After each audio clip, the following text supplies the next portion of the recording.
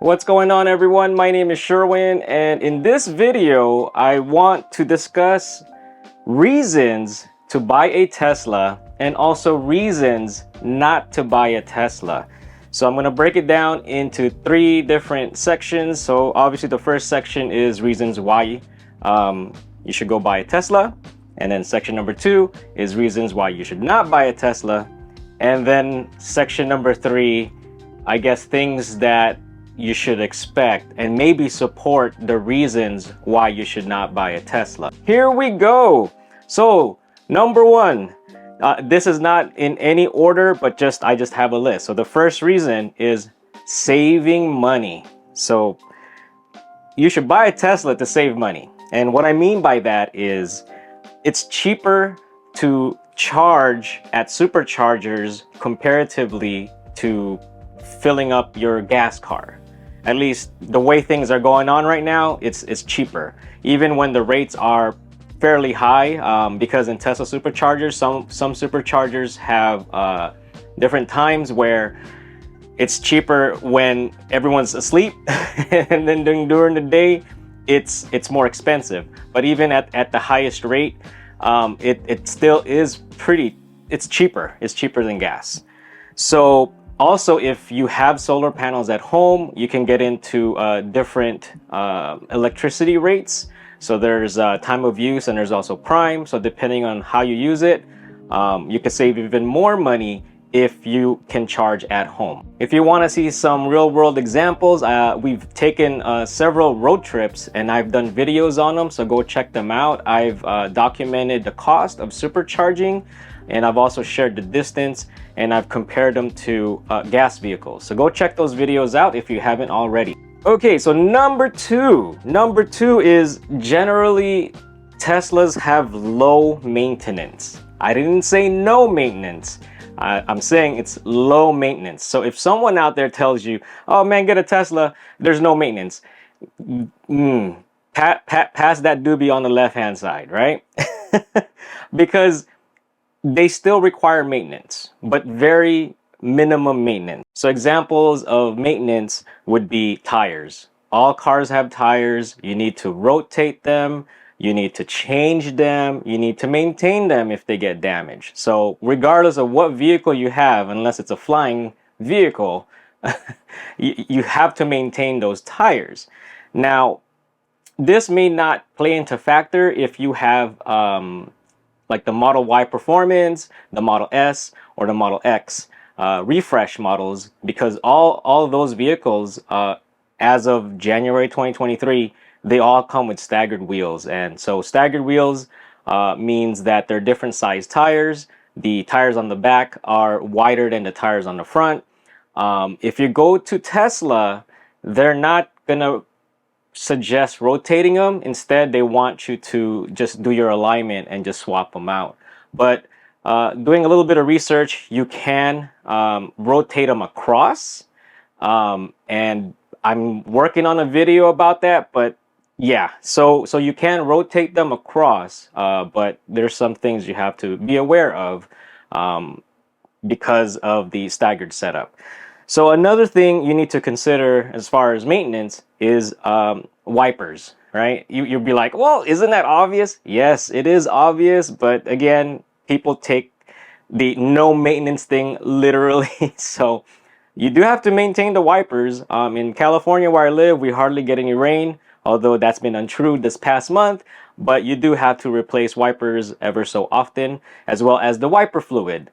So you may see a lot of social media posts where people joke about, oh man, I got to do maintenance on my Tesla, and all they did was pour the wiper fluid on there. And yes, you do have to fill it up once in a while. So depending on how often you use your wipers and wiper fluid.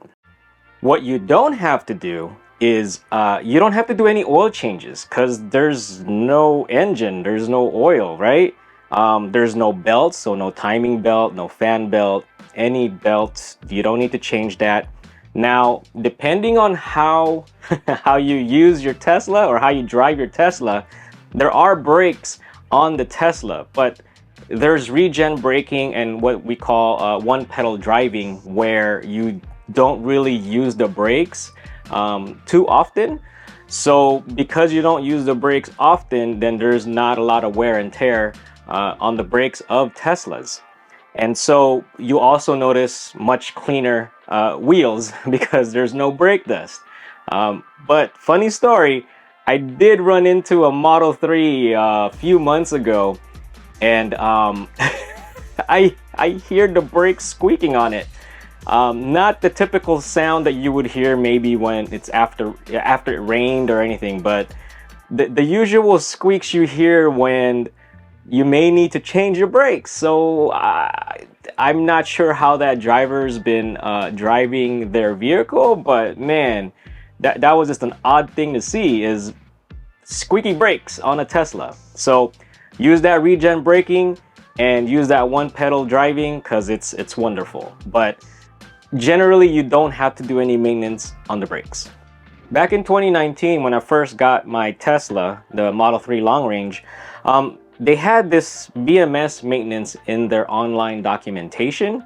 So BMS is your battery management system, and they recommend that I think it was every year or every 2 years, I don't even remember now, but there's cooling fluid that runs along the BMS, and they want you to flush it and replace it. And at that time, I was under the impression like, okay, there's very little maintenance, but that kind of maintenance, man, and I drive a lot, that I have to, consider that, like, man, I got to worry about it. So what it is pretty much they just flush the coolant that runs through the batteries, and to ensure that it stays cool and stuff. So, but afterwards they actually removed that and they simplified all of the maintenance. So at this time there isn't really a lot of maintenance, but except for the maintenance that I mentioned previously. Now, if you drive a lot, you will benefit very much so driving an EV. Heck, even a hybrid. And the previous cars I've had were hybrids. And I even saved more money by switching to an EV. If you drive a lot, that means you consume a lot of fuel. And so it's part of saving money. Now, yes, the upfront cost is high, even with the recent discounts and price changes. It is still pretty high. They're pretty expensive. But again, if you drive a lot, you in the long run will save money. An analogy that I could think of, and it may not be an up-to-date analogy, because I look at it as printers. So if you use printers, or you were using printers before, if the more money you save buying a printer, the more money you're gonna spend in purchasing ink cartridges, right? So that's where they get you, is that maintenance. It's that the cost of owning the product. So the more money you save in the initial payment of the product, generally you'll end up spending more maintaining it, continuing to use it. So just keep that in mind, that yes, it is a huge investment purchasing a Tesla, regardless of any discounts or anything. These are still pretty expensive cars, but if you use it a lot, you're gonna save money in the long run. I think there was some reports that it cost as much as owning a Toyota Camry. All right, so number two is for convenience. And what I mean by convenience is owning an EV, owning a Tesla, you can charge at home with the plugs you already have at home. You can charge at those outlets you have in the garage. Now, it will be slow. It's about 3 miles per hour, but you could hire an electrician, or if you're good enough with electricity, you can install one yourself so that it could charge at a faster rate. So pretty much we plug in at night because of our electricity rates. It's cheaper, or we have a cheaper rate from 9 p.m. into the morning. It reminds me of remember Singular Wireless, where it's like nights and weekends, but this one's just nights. But anyway, so after 9 p.m. We get into a lower electricity rate, and so that's when we schedule the cars to charge all the way till the morning. We could schedule everything, and pretty much that's it. And then during the day, our solar collects energy, and anything that we use or we don't use, we get credit for, and then in turn it goes into charging our cars at home. Now these are large capacity batteries, and they can take multiple hours depending on the state of charge of when you start charging the vehicles. But that's why charging at night, while you're just not even using it, you wake up and boom, your car is ready to go at the capacity that you're going to need it to be for the next day to use it. So I didn't say full, because generally with these batteries, you do not charge them at 100% unless you have the Model 3 standard range, which uses a different battery chemicals, which they now recommend that you should charge at 100% as much as possible. But the other models, the other Tesla vehicles, you should sit between 20 to about 85% on daily use. So that's why I didn't say fully charge. Unless we're gonna travel a long distance, then we will fully charge it. But on daily commutes, I sit between 20 to 85%. And it's very convenient because while I sleep, my car is charging.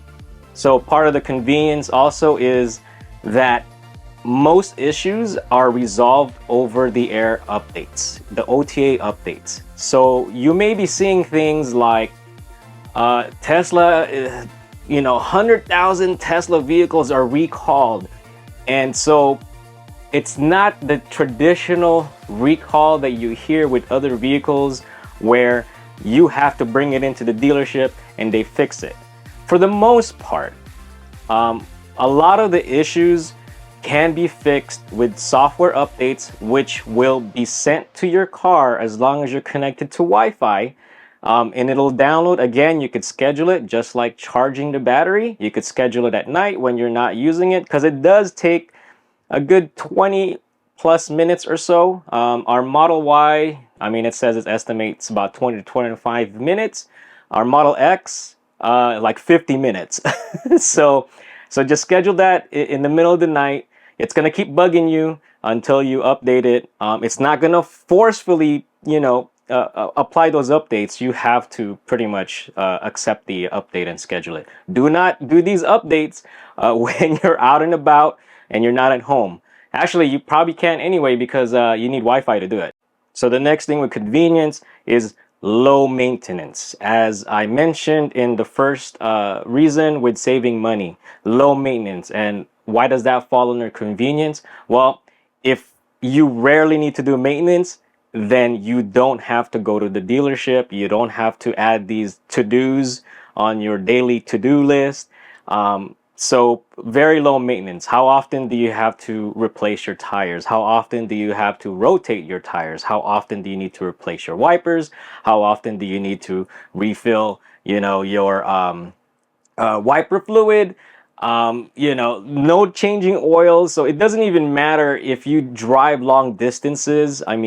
Of course, it's going to affect the frequency of, how often you replace the tires, but no oil changes or anything like that. And in some cases, you can call Tesla Mobile or schedule Tesla Mobile if it's available in your area, and they actually come to you and they'll do the maintenance for you, or they could come to your work. So you don't have to worry about a thing. Convenience. One thing I forgot to mention with maintenance is there are cabin filters that you still have to replace, just like any other cars. There are still cabin filters you need to replace ever so often, and depending on which car you have, there is HEPA filters on these. You don't have to replace them as often as the cabin filters. So those are two different filters. You got your cabin filters and you got your HEPA filters. And as of January 2023, I think the only model that does not have it is the Model 3. They don't have HEPA filters or bio defense modes yet. Don't know if they're gonna put it in there, but that's the only one that doesn't have it. All right, here's another convenience: the supercharging network. If you haven't had experience with an EV, or if you've seen other people on online, social media, YouTube, the Tesla supercharging network is incredible. If you were to compare it to other charging networks, it's by far more superior. So not only is it widely available, again, comparatively to other supercharging or charging networks, not only is it widely available, but it is more reliable. It's not perfect, but I would say in the upper 90% that I've used the Tesla supercharging network had no issues at all.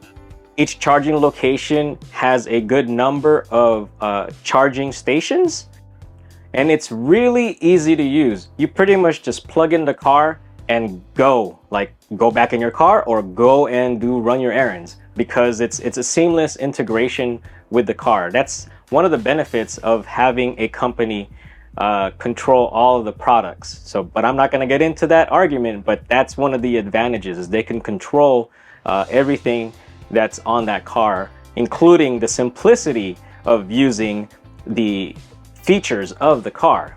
Now, there are reports of Tesla opening up their supercharging networks to non-Tesla vehicles, and this is already happening in some areas in Europe. They're gonna start doing that here. That's what reports are saying. And actually, more recently, there has been a report that in Hawthorne, California, near the SpaceX headquarters or office, one of the Tesla superchargers showed up as having this thing called the Magic Dock that houses a CCS adapter. And so people are saying that that could be a preview of how Tesla's going to integrate and have an ability for non-Tesla vehicles to charge as supercharging networks. Am I concerned about availability of superchargers? Not that much, because the only time I rely on the supercharging network is during road trips. I primarily charge at home. Is it gonna be affecting it? Maybe in the beginning, but again, each supercharging location has so many charging stalls. What I am worried about, though, is the growing number of people who are inconsiderate while charging. So not only do we have to worry about icing, so icing is pretty much ICE vehicles, gas-powered cars, parking in electric charging stations, and they're not an electric car. Now, that's now happening with EVs who park in charging stalls and are not even charging. There's been videos on YouTube that go check those out. But pretty much what's happening is, at least this is happening on Electrify America Supercharging, or man, I can't even say Electrify America and Supercharge. Electrify America charging stations where people just leave their cars plugged in even though their charging session is done. They do it because Electrify America currently does not charge idling fees. For Tesla superchargers, you will be charged an idle fee if you are plugged in and your supercharging session is done, and if it's busy. So just keep that in mind. That's the one I'm more concerned about, that's happening more frequently. So please be considerate with your fellow EV owners. If you're done charging, run out and pull out. Sorry. So that's the second reason, convenience. Number 3 is technology. Man, I can go on with the amount of technology in these Tesla vehicles compared to other vehicles, whether it's other EVs or other just vehicles in general. It's just really incredible, good and bad. Nothing's perfect, but let's go on with my first bullet under technology. So, as long as your hardware supports it, you get free software updates. So, what I mean by that is your car is supported, and these updates are free, right? If there's a bug that they find, if there is improvements to the interface, like all of these can be sent to your car over the air, like I mentioned before, as part of my convenience reasons, right? So whenever we get new features in the car, it feels like it's a brand new car. So one of the things that's recently reported is they're gonna add an ability for heated steering wheels, because these cars come with heated steering wheels. You can control like low, medium, or high once the update gets pushed out. Right now, you just have the ability to turn it on and turn it off. And yeah, I think we need that because there are times where it does get very warm, close to hot. So it's great that you're able to control the temperature or the intensity of the heat on the steering wheel. So how can you do that with other cars? So that, you know, that's one of the great things. Recently in the holidays, Christmas, they had this giant holiday update. I think they usually have one every year. And there's just a ton of new features that came with this holiday update that it felt like my car was brand new all over again. So those are just an examples of being able to get all this stuff pushed to your car, part of the technology. Some of you have asked in the forums and stuff, and it's like, well, how come so-and-so's Tesla got the update before me? Or I've read a story somewhere a week ago that an update's available, but yet I haven't received it yet. So keep in mind that there are hundreds of thousands, if not, we're probably into the millions now, of Tesla vehicles on the road. Even with this great technology that we have, Tesla cannot just push updates to every single vehicle. And there's several reasons for that. So number one, the technology just isn't there. You may think it's there, but it isn't. It's just that you would require a lot of bandwidth, and you're more prone to errors and things to go wrong. Just like it's not the usual thing you would do. You just don't push the updates to every single device. You stagger them. You select a group, a random group, maybe it's by VIN number. Who knows? Nobody knows the formula to that. But you account certain groups, different groups, push the updates, and move on to the next. The other reason why they don't push it to all the vehicles is, what if there are problems? Again, nothing is perfect. What if there's a problem with the patch? So you create a patch or a hot fix to patch the patch. And so I guess you could say that as you get these updates, they have been tested probably, but you also become a tester when you roll out these, updates to your car, and you'll report these things and they'll patch the patch. So it's just good practice to not push the updates to all of the vehicles out there. So if you feel like you're being left behind on the update, don't, because they send them out in groups and batches. So I said that as long as the hardware supports it. So there is a caveat.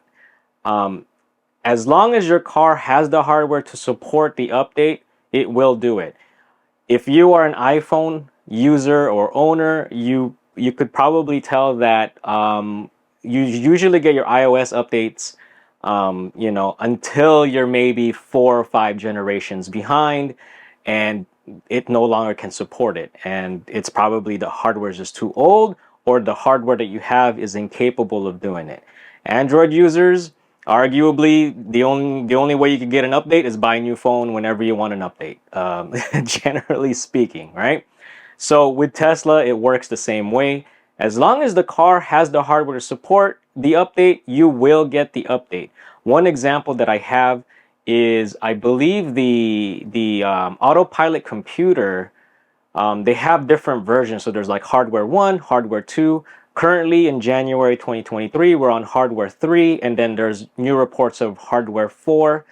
But between hardware version 2 and 3 with the autopilot computer and software, there were people that were left behind or didn't get the update right away because they were on hardware 2.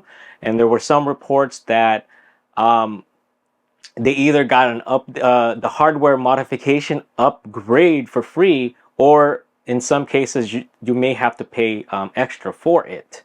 So I didn't really look into that too much because it didn't affect me. My first Tesla had a hardware 3, so I didn't have to worry about it. But that's one example of when your hardware doesn't support it, you may no longer get some of the updates, not some, okay? Not all the doesn't mean that they're gonna stop sending you software updates, but features that cannot be used on your older hardware, you either have to upgrade, which may have a cost or it may not, in order to benefit from the updates. And sometimes there's just no upgrade path. Another more recent example is in 2021, Tesla released the refresh models for the Model S and the Model X. And when they were announcing these things, they were saying that these cars have the capability to play Steam games. You could play video games on these cars. Well, our 2022 Model X has that capability, but others online that I've seen who have the 2021 version of the vehicles do not have the hardware capability to support this software. So unfortunately, they did not get the update, that part of the update. So they cannot play Steam games on their car until they upgrade their hardware. And so there have been reports that it costs $2,100. Others are trying to fight it because they advertise that that specific vehicle has that capability. So right now we're just waiting for some of the people who are affected to hopefully report back and say, okay, I got the free upgrade, or unfortunately I had to pay. To be quite honest, that Steam part, I don't play video games in the car. Whenever I park and charge, I do errands because I just need to move around and do things. So it's a great feature to have, but I'm not really that excited about it for our Model X. All right, the next bullet point under technology is Sentry mode. If you haven't heard about Sentry mode uses the cameras that are already in the car that is used for autopilot as a security system. So when you park and leave your car with Sentry mode enabled, it's always recording onto a flash drive in the glove compartment of your vehicle. Back then, it never came with a flash drive, but I believe now they come with 128 gigs. And so not only does it serve as a dash cam, not only does it serve as the autopilot cameras, but it also serves as your security system. So when you're parked and it's enabled, anyone that gets too close to the car, it will start recording and saving. It's always recording and saving, but it labels that footage as a Sentry mode file so that when it's running out of space, it won't delete it because it auto deletes file footage as part of your dash cam. But Sentry mode is really great, and you can remotely access Sentry mode on your phone's app. I believe if you pay the subscription fee, it's like $10 a month. It comes with other features too, but with that subscription, you can remotely access your cameras and see what's going on in the car. Even more recently, again, OTA update, more recently, you have access to the camera right above the rear view mirror in front of the car, in the cabin. So it's pretty cool. So you could also see inside your car, as well as the front, the left, the rear, and the side, right side. So Sentry mode is great. Now it does use up your battery, so keep that in mind. All right, bullet point on technology, the next one. The software is arguably very good. And I use that term arguably because some people like it, some people don't. And what I mean by very good, one of the great things about it is just the screen. Not the size of the screen, but the refresh rate of the screen, how fast it reacts to the gestures. I mean, you could wiggle around with your finger on the maps area and there's no lag. You can pinch to zoom, pinch out to zoom out. I mean, it's fast. The refresh rate and just how it reacts to your gestures on the screen is great. Some people have complained like, oh, why is there no Android Auto, or what is the Apple version of that? I can't remember what it is, but Apple has an the auto software thing. But anyway, so some people complain about, oh, well, it doesn't have this. Well, I actually like it, and I don't miss Apple or Android software in my car. Our previous Honda Odyssey had it. It was fine. I mean, it's great. It was great. I won't lie. It was great. It was great because the default system that came with the car is garbage. It sucked. It just, remember, I don't know if you've ran into this, but I remember when I first got navigation in the car. My Acura had it in 2004, and it was just amazing. It had navigation, but that sucker was running off, was it a CD? I think it was a CD that you needed to update every year. Every year. And it cost over $100 to update that thing. So it wasn't slow because it's running off locally. It is just reading the CD. But the fact that you had to update that thing every year, so if there's any new roads or road closures or anything, you're not gonna get that. There's also no traffic updates, right? Because it's local to your car. And then the Priuses that I had, the Priuses had SD cards that powered the navigation and things. And so again, it required you to update. It's like a subscription. Now you don't have to do it, but you have the option to upgrade, which is an additional cost. And it doesn't do traffic, and it didn't have any new information about roads, right? I think the newer Priuses, even though running off the SD, had GPS in it, so it could feed traffic information. Now that came free. I think my last Prius was a 2016. So I don't know how it is now, but with the Tesla navigation system, it's always up to date because it's using Google Maps. So whatever Google information has for the Google Maps gets forwarded into that. It's like a live feed. Part of this too is the software on your phone. I'm mainly on an iPhone, so I can't speak to how well the Android version of it is, but the Tesla app on the iPhone is, man, it's just really great. I can control the temperature. If it's the summertime, I could cool down the car before I even get into the car. I could preheat the car. I can do all this inside my garage while the car is inside the garage with the garage door closed and not have to worry about dying because of the fumes, because this is electric. There's no, exhaust or anything. So I can do all that inside the garage. It's crazy. So other things I could do is I can check the status of my windows. Now, that's a different bug that some of you may be facing. But those who don't have the bug, I can close and open my windows. I can check whether or not it's locked. I can check my Sentry mode cameras.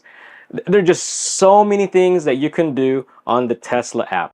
So with technology, I'm not going to include autopilot or FSD because it's not, FSD is in beta. But the ability to have autopilot or driver assistant driving, I think is great. My 2016 Prius had radar LiDAR detection, or that technology. My previous Tesla had LiDAR, but now all newer Teslas come with Tesla Vision. But if I were to compare what my Prius had compared to what my Tesla does, so one of the things that it does is when you have it on auto driving assist or autopilot assist, driving assist, there's so many names for it, or cruise control, right? So cruise control, my Prius has it. It uses radar to detect the distance between my car versus the car in front of me, and it can slow down or speed up.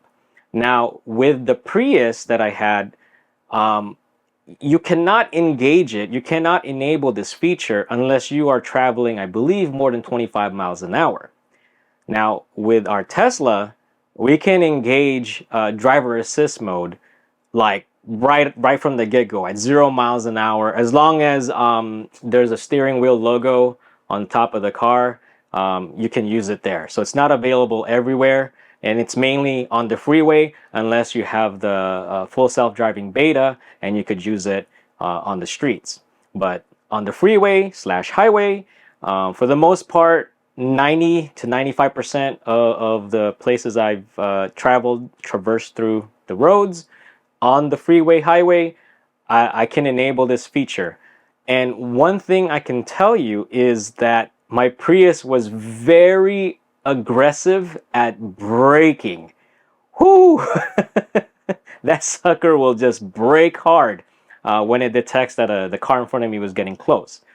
Compared to the Tesla, I miss LiDAR from my Model 3 because our Teslas now have Tesla Vision, and I've noticed that it's braking closer to the vehicle than what it would do when it was using LiDAR. That's what I've noticed, and I've already changed the setting and used the greatest distance between my car and the car in front of me. So that's what I've noticed. But I'm not gonna use it as a reason to buy, simply because it's $15,000. That FSD is $15,000. The full self-driving software that's not, it's on beta. There is the enhanced autopilot for $6,000. And then there's the regular driver assistance that comes free. So I would say, yeah, maybe the driver assistance is a reason, but I don't think many people use it. I'm 50-50 on it. I don't trust it all the way. And plus, I love driving my car. I don't want the car to drive me. I want to drive the car. So I'm not going to use it as a reason, but I wanted to mention it because the capabilities are there. So finally, the thing I wanted to mention under technology is that Tesla is, in my opinion, a software company building the car. So I think their greatest strength is supporting things through software. And that's why there's a lot of issues with their mechanical side. Not to say that the software is perfect, but they are software engineers first, mechanics second, in my opinion and in my experience. So you can take that however you want, but I just want to add that under my technology reasons. Okay, so number four is safety. Back in my day, back in the day, the car brand that I considered very safe is Volvo, and I still do. There's many reports about it, but now I think that Tesla has overtaken that lead into safety. These cars are very safe. There's many stories online of accidents that could have been worse had it not been for a Tesla. So I have links below with IIHS links for each model. There's also an article that happened recently in Northern California. It's either a Model Y or a Model 3. I can't remember what it was, but it was a family driving along the coast that fell off of a cliff 250 feet, and they had injuries, but not life-threatening. There's other parts of that story that's a little dark, but yeah, I have the links again below. But as you can see, no explosions, not like in the movies where a car falls off the cliff and it explodes, maybe because of the gasoline catching on fire, but 250 feet battery. The car is obviously totaled, but it protected the occupants inside. No fire and no explosions, at least from the reports, right? And the family survived. I mean, non-life-threatening injuries. There's countless stories online that you read about that, just it could have been worse had it not been a Tesla. Now, I'm not saying it's going to protect you 100% of the time, but for the most part, it is considered a very safe vehicle. So safety is my number 4 reason that you should buy a Tesla. All right, so now we're in the second part of this video, and here are the reasons not to buy a Tesla. So the number 1 reason, again, this is not in any order, but the first reason is I'm gonna buy a Tesla because it's a luxury car. Now, I did Google this stuff, and apparently a lot of people think, or maybe many other companies, or they feel that this is a luxury car. So this is a subjective definition, I think, because I looked it up in Wikipedia, and it says a luxury car has increased levels of comfort, equipment, amenities, quality, performance, and associated status. So out of those, from that list, I would agree with why Tesla is considered luxury, because I guess of the associated status. I don't know, and then the other one is performance. These cars are crazy, right? These are very high performance cars. But the other reasons that it lists, I have some disagreements, again, based on my experience, and this is just my opinion only. I don't feel that Tesla is a luxury brand or a luxury car. Now, if it's because of price, okay, sure, you can categorize a company because their products are expensive. But would you consider Ford a luxury brand? Because these dealerships are selling the Ford Lightning trucks at over $100,000, the crazy markups. Is that a luxury car? Do you consider Chevrolet with their Corvettes? They have models that go over $100,000. Are they a luxury car? So I have some disagreements with this. Equipment, like, I don't understand. Is it the quality of parts that they use?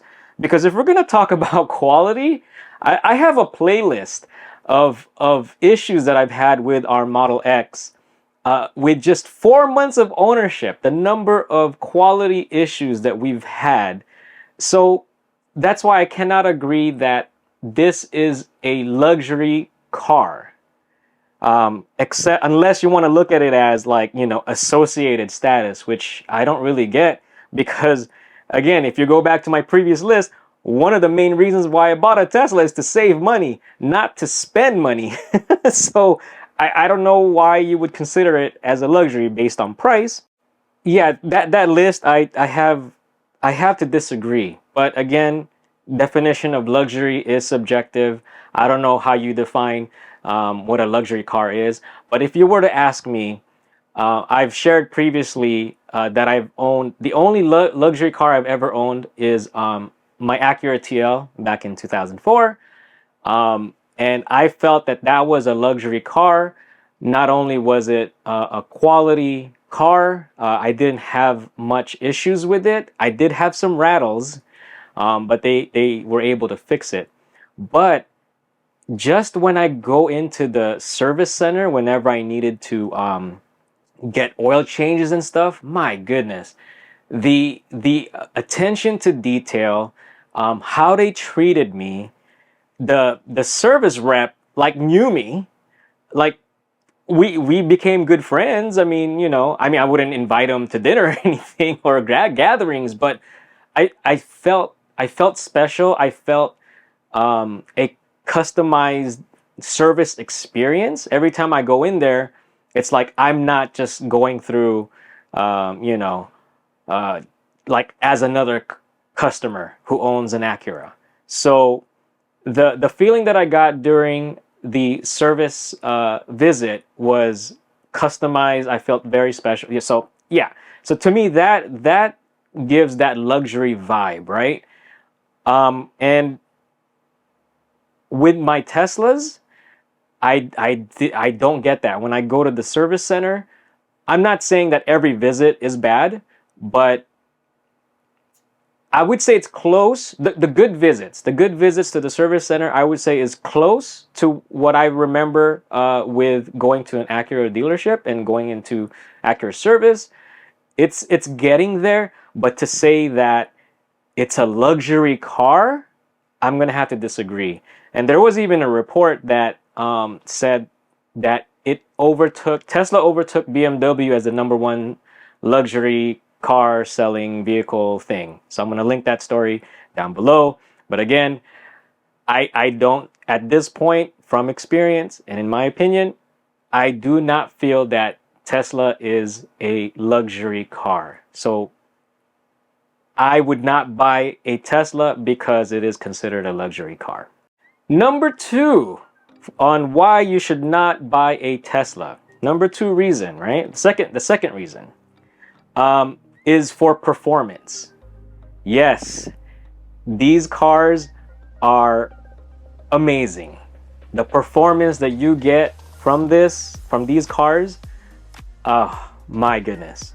I've driven every model except for the Model 3 standard range. I took an Uber with a Model 3 standard range, and the Uber driver has a Model 3 long range that was in the shop, so they gave I guess he was able to obtain a standard range, and he was using it for Uber.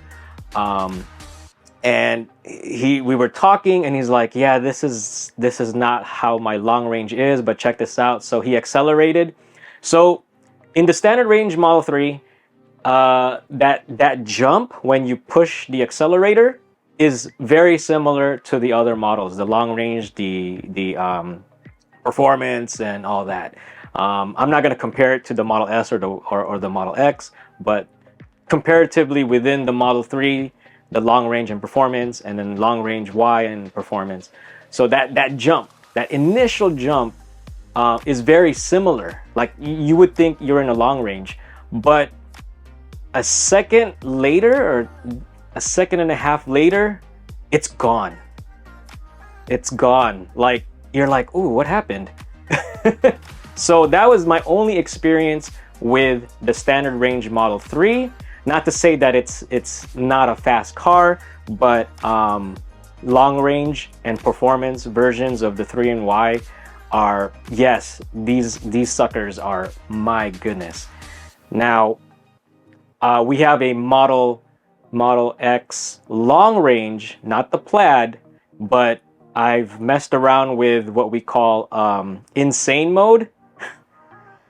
Oh my goodness, it's a perfect name for it. That thing, oh my god, wow. I could only imagine what cheetah mode in Plaid is, or launch mode in Plaid is. My goodness, I could only imagine, because that insane mode is already, it's hard to explain. If you get a chance to try it out, do it, but do it in an area where it's very safe. Because I mean, for me, I've never when I got my Model 3 long range initially, I've never driven a car like that before. And so where am I getting at? So, but why should you not buy a Tesla because of the performance? So again, these are my opinions and from experience. I think you should not buy it because of performance, because it gets played out. It is just not.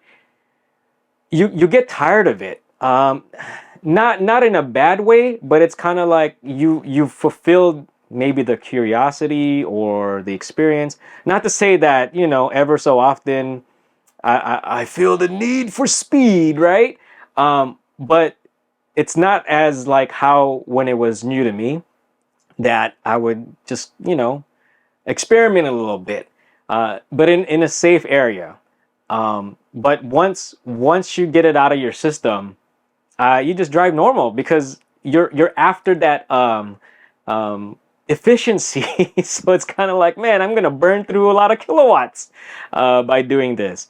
Now, it is fun on road trips, especially going to Las Vegas. All those uphills, man, those uphills are nothing to these cars. It's just insane how it's just eating through the uphills. Like, oh my goodness. Again, I it's hard to explain unless you've gone through it. But I think making that one of your reasons to buy a Tesla, I wouldn't buy a Tesla because of the performance, because I think it's just gonna get played out, and it's, you know. But I'll explain more on why these are the reasons you should not later.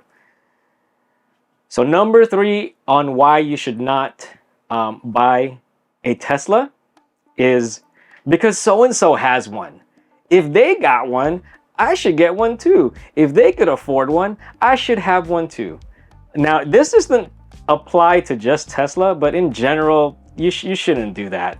You shouldn't do that because you don't know what you're getting into. You're blindly just purchasing something because so-and-so has one.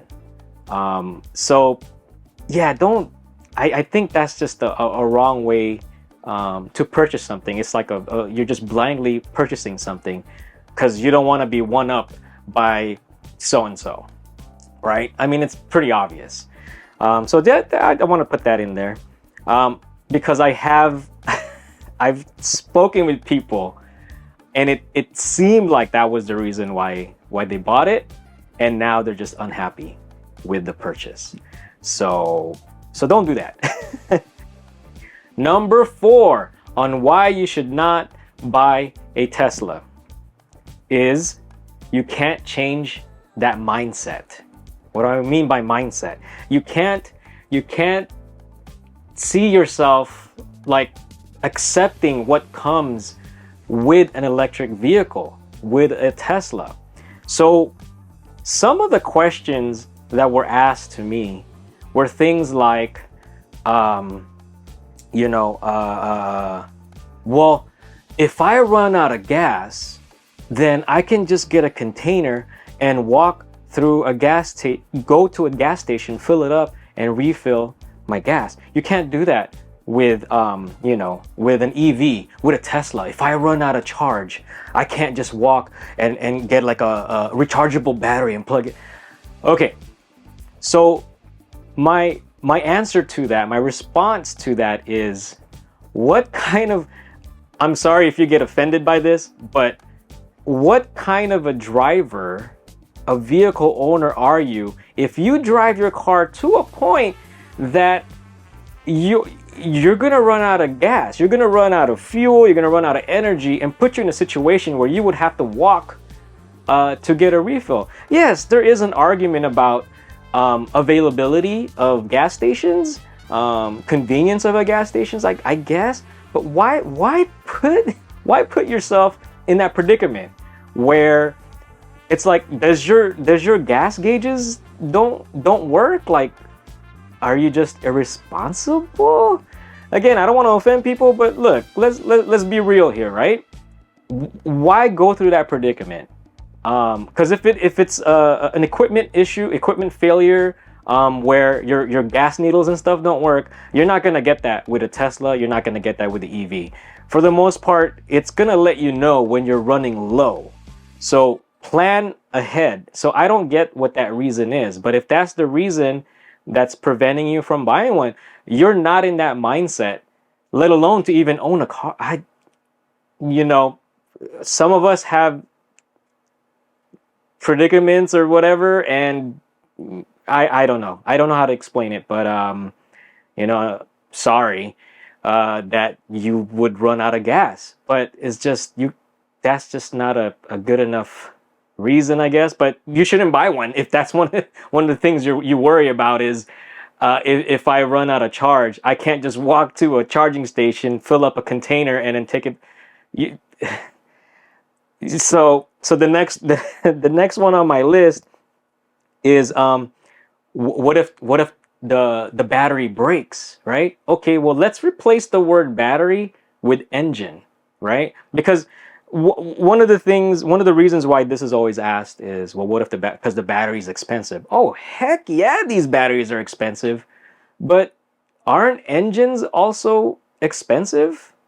I've never actually owned a car that had an engine to be replaced, but I mean, isn't it the same thing? Well, what if the battery needs to be replaced? Okay, well, what if your engine needs to be replaced? One of the biggest advantages with Tesla is the battery warranty. So depending on your model, you have over 100,000 miles warranty on that battery. So if you're concerned about the battery, expense, if it needs to be replaced, shouldn't you also be concerned about if your engine needs to be replaced? So I don't know. I don't know. So I wanted to pose that question or answer that question with another question. So that's how I look at it, right? The other sub bullet on changing your mindset that you can't is what comes with supercharging. The waiting, the inconvenience, all that stuff. Okay, so that I have no response for. If you're concerned about the time that you're wasting at a charging station, especially on road trips, there's no answer to that. Do not buy a Tesla, do not buy an electric vehicle, because that's always going to be there. I don't know what the future holds as far as improving the time that you have with charging, but it's going to be there. Now, I have a video where I just showed you what I do when I'm supercharging, and I don't waste time, right?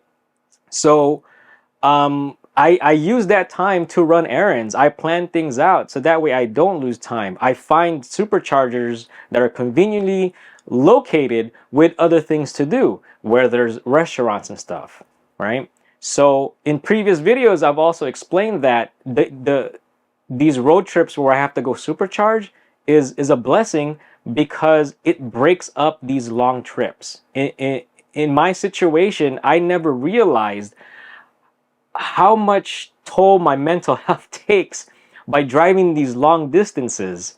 Like I was like a different person where, like, let's say I'm driving to San Francisco. LA to San Francisco is about 6 hours ish.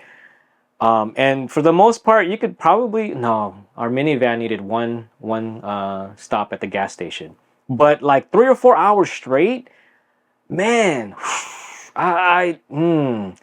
Las Vegas, we go to Vegas a lot. No need to pull over to get gas unless we're on our way back. And that's a straight 3+ hours of just, I didn't realize that, man, it's with a Tesla, we have to charge. So it breaks up the trip. So that's part of the mindset. I learned to adjust to it because guess what? You have no choice. So just embrace it. And if you can't, you shouldn't get a Tesla. You shouldn't get any electric vehicle at all because it's gonna be there. Okay, so the next reason is do not buy a Tesla. Do not buy an EV solely for climate change. Now, why? Because EV manufacturing still has carbon footprint. These batteries are not like clean. They don't get built like, in a clean way. They're still they still have carbon footprint related to building these vehicles. The minerals that are used in these batteries, is not as clean as one may think. And plus, if you get into a discussion with other people and you're like shaking your fist about, I got an EV because of this climate, oh man, you're just gonna get in an endless argument. So because there isn't really a straightforward evidence or anything as far as these are built in a clean manner, right? But what is more clean, I guess, compared to the gas counterparts, is that the efficiency of driving these vehicles are a lot higher than driving a gas-powered vehicle. The efficiency. You also have the ability to recharge the car using renewable energy. So in my case, we have solar panels, and when we charge our cars, part, not all, but part of that energy being put into the batteries of our car is from the sun, is from solar. So you can look at it that way, but that's why I said don't buy it solely for climate change.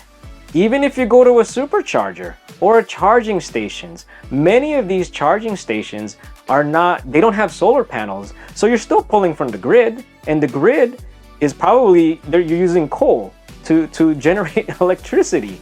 It's not a clean way. So again, don't buy it solely for climate change. I think you will be disappointed. The next reason why you should not buy a Tesla is if you're after that tax credit, that federal tax credit. If that is your main reason, in my opinion, and I hope I don't offend people about this, is that it kind of means you might not be able to afford this car. If that's mainly the reason, is the tax credit. Because number one, it's credit, tax credit. So yes, it's a great thing to have because it helps pay your taxes off, but it isn't generally right off the price of the car. And so I've noticed a lot of social media posts, and they keep saying that, oh, this Model 3 is now under $40,000. No, it's not under $40,000 technically, because it's a $7,500 tax credit. If you were to get a loan, if you were to finance this car, you know, you're financing the amount of the car. That's why I suggest, if you're looking at the Tesla website, turn off the potential savings and look at the actual price of the car. That is the price of the car. So that's how you should judge whether or not you could afford this car or whatever, and not with the potential savings. I always turn off the potential savings to figure out whether or not I could afford the car when I'm purchasing the vehicle. So just to give you an example, when I bought the Model 3, I had to finance the Model 3. I traded in my 2016 Prius. Now, even though at high miles on that, I have equity on my Prius because I was paying more on my monthly payments, and pretty much at the point when I'm about to sell it, I gained equity. I think I got like $8,500 as equity on that Prius. So I traded it in, and I'm like, in my head, this is it's gonna work out this way. And plus, there isn't really a lot of math in your head that you need to do, because when you buy from Tesla, everything is there. It's crazy. Like it's not like going to a regular dealership. Nothing is just, the only thing that doesn't show are like taxes, license fees, and all that, and registration fees, because it varies from your location. But for the most part, everything's there, all the cost. And so you know what happened to that $8,500 equity in my Prius? It got ate by taxes and license fees and delivery fees. It just ate it. It just ate it, right? And so if I remember correctly, that car, the Model 3 with full self-driving, at that time in December 2019, cost a little over 50-ish thousand. I can't remember. I'll put it up on the screen. But anyway, 6-year loan, 6 years to finance that car, because that's how Tesla does it. You know, that monthly looks attractive comparatively because you're getting a 6-year loan. You're not getting a 3-year loan. You're not getting a 5-year loan like many dealerships will offer you by default. It's 6 years to pay. And even with the trade-in, my monthly fee for that car was like 800 something, right? I think 880 something, 890 something a month for 6 years. It's a huge payment. On top of that is insurance. Now, insurance, you know, as long as you're a good driver, don't expect it to go up. It was pretty much the same within, you know, $10 or so in you know, with my driving record and stuff. Spoiler alert, that could be a future video about insurance. But yeah, close to $1,000. But what I ended up doing with the Model 3 payments, I ended up paying $1,000 anyway. And if I had extra, because that's how I don't like long bills, I paid that stuff off. So I never accounted for any of the federal tax credit, and I think at that time it was like $2,000.